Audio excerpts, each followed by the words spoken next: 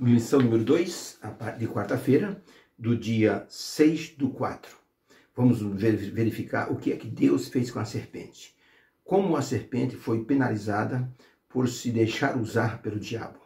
Deslumbrou Eva, levou Eva a uma situação de êxtase e facilitou para o maligno, o diabo, enganar Eva com suas palavras doces e seus sussurros. Ellen White diz que devemos ter muito cuidado com pessoas que são bonitas, polidas, educadas, mas que são instrumentos de Satanás. Então é possível que uma pessoa possa enganar a outra, levar a pessoa ao pecado com palavras doces, com sutilezas, e as pessoas nem sequer percebem. Quando vão perceber, já é tarde demais.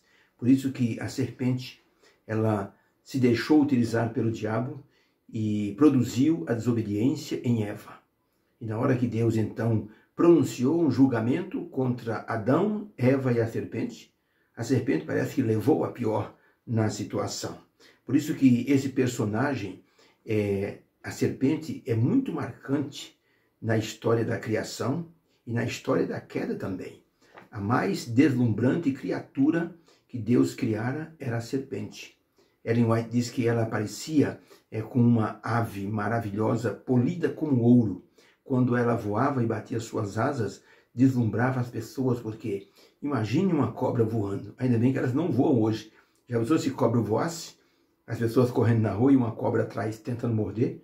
Ainda bem que Deus produziu essa maldição para que a cobra rastejasse e ela não voasse. Mas ela deslumbrava aqueles que a viam. Eva ficou deslumbrada com, assim, a presença da serpente. No livro Patriarcas e Profetas, na página 54, Ellen White escreveu o seguinte: Eva ficou surpresa e admirada quando ela pareceu ouvir o eco dos seus pensamentos, mas a serpente continuou com voz melodiosa, com sutis louvores e falando da superior beleza de Eva. E suas palavras não lhe eram desagradáveis. Em vez de fugir do local, Eva deteve-se maravilhada ao ouvir a serpente falar. Causou realmente um impacto muito grande. Nós vemos outro texto que Eva ficou cismada, porque ela sabia que Deus não dera à cobra ou à serpente o dom da fala. Mas por que essa serpente estava falando? Seria isso um upgrade? Seria isso, ou essa criatura, uma nova criatura que Deus havia criado? Por isso que Eva ficou encantada com aquela figura, com aquele personagem que agora conversava com ela, que elogiava a beleza de Eva. Você é muito linda, você é o espetáculo da criação. Olha só você, seu porte maravilhoso. E Eva ficou encantada com essas sutilezas.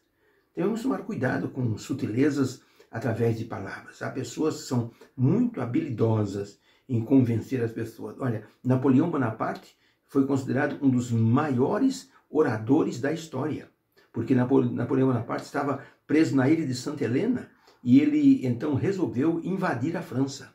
Ouviu-se na França que Napoleão estava vindo com 1000 homens para invadir a França. O rei da França mandou contra Napoleão 10.000 soldados para evitar que ele entrasse na França. Sabe o que se ouviu na França?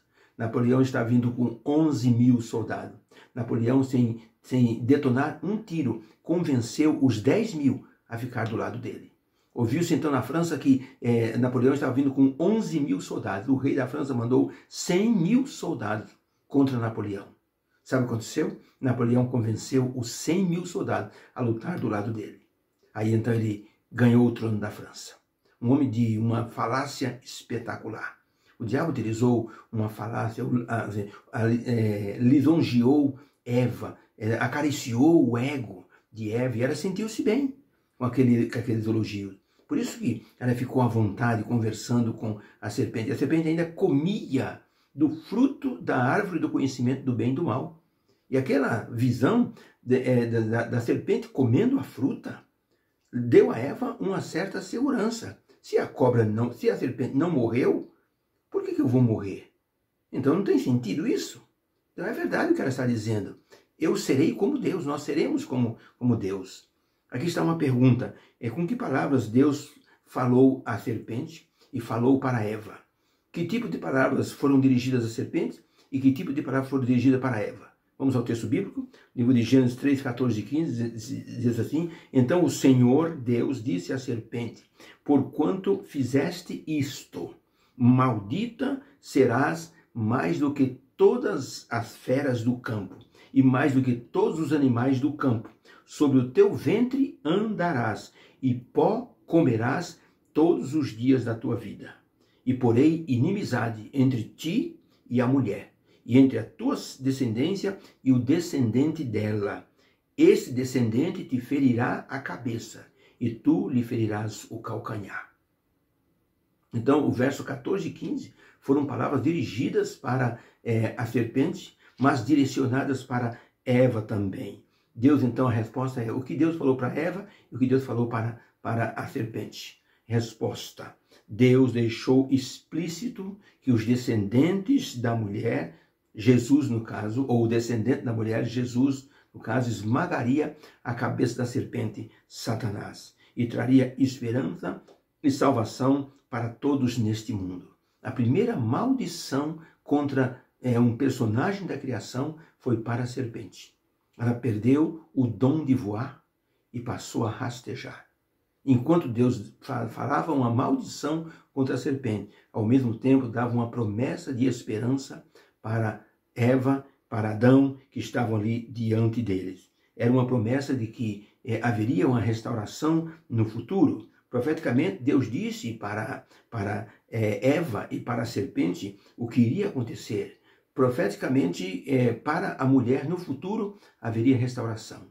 Para a serpente, a maldição começava naquele instante. No nascimento do descendente da mulher, estava a grande esperança para quebrar o efeito que a serpente trouxera sobre o casal e sobre toda a humanidade. A bênção futura seria aguardada com ansiedade pelos seres humanos. Ellen White, no livro Patriarcas e Profetas, na página 52, transcrito para Meditações Matinais, de 2002, na página 28, diz assim: Satanás soube que, embora ele tivesse tido êxito em fazer com que os seres humanos pecassem, uma providência divina fora tomada, mediante a qual os seres caídos seriam colocados em posição vantajosa e sua natureza poderia ser renovada mediante a piedade. Satanás viu que suas ações, ao tentá-los, deporiam contra ele, e ele seria colocado onde não pudesse obter vitória ou situação ou condição de um vencedor. O diabo viu que naquele momento que Deus, em Gênesis 3,15, disse: olha, o descendente da mulher vai esmagar a tua cabeça, embora você vai ferir o calcanhar. Então podemos profeticamente dizer o seguinte: o diabo mordeu o calcanhar de Jesus quando assim incitou a multidão a matá-lo. Mas Jesus assim destruiu o diabo quando morreu na cruz e ressuscitou para resgatar todos aqueles que crescem em Jesus como Salvador. Foi uma vitória assim esmagadora. Quando Jesus estava no túmulo, o diabo ele exultou no inferno que Jesus estava para sempre selado com a morte, mas Jesus venceu a morte. E o dono da morte era o diabo, então Jesus venceu o diabo também. Foi como esmagar a cabeça da serpente. Quando eu era menino, morava na Bahia, eu me lembro que no Nordeste há esse costume, quando se mata uma cobra. Eu vi uma enorme cobra cruzando a estrada e vindo na direção da nossa casa. E eu gritei: mãe, uma cobra. Ela disse: vai lá dentro e pega a espingarda do seu pai. Eu peguei a espingarda do meu pai, que ele caçava quando ele estava em casa, viajava muito vendendo coisas assim pelas cidades. Ela pegou a espingarda, colocou chumbo e atirou na cobra e matou a cobra. Cortou a cobra no meio. E então ela disse: meu filho, agora vai lá, pega aquele cabo de enxada que tem lá dentro daquele quartinho. Eu fui correr lá, peguei o cabo da enxada, ela foi até onde estava a cobra e assim, esmagou a cabeça da serpente. Amacetou assim, bem assim, macetadinha assim, para ela ficar assim, para acabar com aquilo. Eu perguntei: mãe, por que você está fazendo isso? A minha mãe disse: porque na Bíblia diz que quando a gente matar uma cobra, tem que esmagar a cabeça dela. Na verdade, era uma crendice, é aquilo que as pessoas faziam. Tinha um fundo bíblico, esmagar a cabeça da serpente. Depois, por uma questão sanitária, é que se soube que era bom esmagar a cabeça de uma cobra ao matar, porque se ela ficasse assim, morta, ao ela ficar seca por causa do sol, ela ia ter o apodrecimento da pele dela, a carcaça da cabeça ainda conteria as presas da serpente. Qualquer pessoa que pisasse descalço em cima das presas de uma serpente, ainda ali tinha veneno. E muitos foram, assim, envenenados por pisarem em cabeça de cobra no meio do mato. E onde havia veneno ainda, nas presas da serpente, a pessoa era envenenada. Então, por isso que se amassava a cabeça da serpente, porque com isso se amassava as presas e também aqueles saquinhos de veneno que ela tinha junto das presas também era esmagado com essa atitude. Então, eu me lembro disso, que minha mãe disse, tem que amassar a cabeça dela, porque está na Bíblia que a gente, quando mata uma cobra, principalmente uma mulher, tem que amassar a cabeça da serpente. Se remetia a Gênesis 3, verso 15, né? O descendente da mulher vai esmagar a cabeça da serpente. Nós temos uma pergunta aqui, pergunta número 5. Lendo os textos que tem aqui na lição, como o plano da salvação foi revelado a todos nós. Vamos ver os textos? Gênesis 3, verso 15, e porém inimizade entre ti e a mulher, entre a sua semente e a sua semente, esta te ferirá a cabeça e tu lhe ferirás o calcanhar. Primeira promessa de esperança através do descendente da mulher, que seria Jesus Cristo. Segunda promessa, Romanos 16, verso 20, e o Deus da paz esmagará em breve Satanás debaixo dos vossos pés. A graça do Senhor Jesus Cristo seja convosco. Amém. Paulo falando sobre esmagar a cabeça da serpente, Deus esmagaria a cabeça da serpente, Satanás. Hebreus 2, verso 14, e visto como os filhos participam da carne e do sangue de Jesus, também ele participou das mesmas coisas, para que pela morte ele aniquilasse aquele que tinha o poder, o império da morte, a saber, o diabo. Então, o apóstolo Paulo diz que Deus, Jesus Cristo, destruiu o império do diabo, aquele que tinha o poder da morte. Isso era uma promessa de salvação. Apocalipse 12, verso 17, e o dragão irou-se contra a mulher e foi fazer guerra ao remanescente da sua semente, os que guardam os mandamentos de Deus e têm o testemunho de Jesus Cristo. Apocalipse então fala que mesmo com a perseguição do dragão contra a semente da mulher, eles sairiam vencedores porque eram guardadores dos mandamentos do Senhor e tinham, assim, o testemunho de Jesus Cristo. Então, para a pergunta, lendo os textos, como o plano da salvação foi mostrado a todos nós? A resposta, comparando os textos, nós vemos que o dragão, a serpente, seria esmagado com a morte de Jesus na cruz, trazendo salvação a todos. Em Gênesis 3,15 e em Apocalipse 12,17, essas duas passagens mostram a inimizade do dragão, a serpente, contra a descendência, a semente da mulher, terminando assim com os santos pisando a cabeça do serpente através da vitória de Cristo Jesus. Então essa é a resposta. Apocalipse 12,17 e Gênesis 3,15 mostra a inimizade da serpente contra os filhos de Deus e que no final os filhos de Deus sairiam vencedores pelo poder da morte do Senhor Jesus Cristo. O grande conflito teve início no céu. Veio para a terra, envolveu a humanidade e, nesse processo, Deus revelou a saída para a situação que seria a salvação através do Senhor Jesus Cristo. Tudo segue o cronograma estabelecido por Deus. Nada está fora do lugar. Deus tem um tempo certo para cada coisa. Por isso, devemos nos animar, ficar animados, porque Deus tem o tempo certo para restaurar a todos nesse planeta, aqueles que aceitarem, é claro, né? Logicamente, vai aí a nossa disposição de pregar as pessoas, de não deixar as pessoas sem a informação da salvação.